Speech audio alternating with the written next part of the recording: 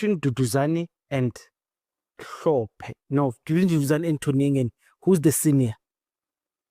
Who's next to the president? It's supposed to be Tonyengen, but this is Zuma Stofel, family Stofel. So Yengen will never be closer to Zuma because he believes everybody wants to kill him. Are you saying Jacob Zuma promoted Duduzane ahead of Tonyengen? Illuminate yourself, align with current affairs, have facts, and be reasonable. On this video, we are going to talk about MKP political party. Fellow South Africans and fellow Africans, wow, what a drama within MK political party. Sorry. On the 16th of December, this passing year, 2025, MK party was now becoming 2 years.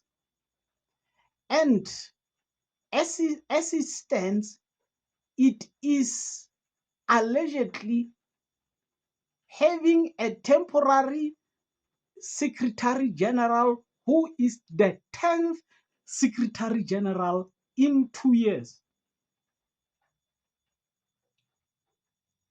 And by that, since the secretary is the core, is the administrative head of a political party who is running the affairs of the party day in, day out, it is impossible to say that the political party will be able to stabilize and settle and be well matchingly run on a daily basis without a permanent secretary.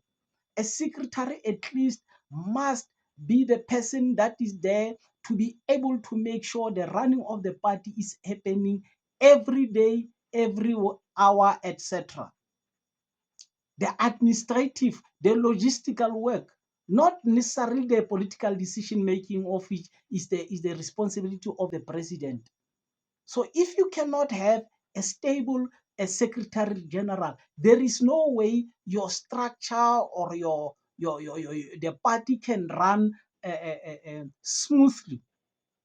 So can we say there is ever a time where MK political party will stabilize and have the same kind of the rhythm in regard to the leadership and control of a political party? What is the problem with the ability of the secretaries and to remain in a MK political party? And then officially now we have heard that the Treasurer General, there is a letter that removed the Treasurer General of the MK political party by the president of Umkhonto weSizwe. To a certain extent, one of the questions was, what is the process of empowering leaders in the MK party?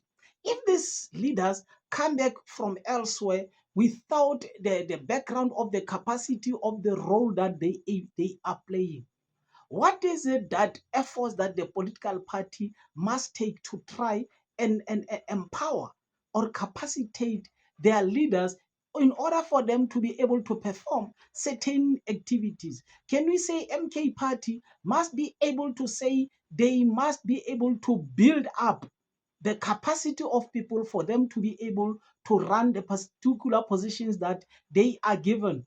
Or those people, they come with the capacity, but the problem is that they themselves, either ethically with misconduct, etc., they fail to comply with the requirements. Now, when you talk about the treasure, one of the things that you can talk about, as it is alleged on the letter of removal, it's taking the money from different accounts in the legislatures, of which can amount to a misconduct. What do the leaders come and do into those positions that the previous treasurers? Did they come there to make sure that they put an eye only on the ball, on the money? They are money hungry. or they really willing to see the money used or distributed? Because one of them is that the treasurer has failed to secure sponsorship financially for the political party. Was it because he wasn't capacitated? But in my mind, I thought we were told that it's a very high ranked person to be able to exercise such a responsibility.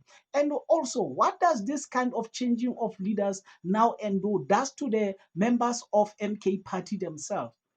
Do they feel there's a stability within their political party, or they see the tension of the leadership behind the scenes, meaning the leaders are not working together, but they hide it up until the last minute when there's an explosion, and then suddenly they shock their members. And then allegedly now we have heard Duduzane Zuma is appointed already the second deputy president of Umkhonto Wesizwe. Shockingly. It is alleged like that, but the announcement, it is alleged, is still to come.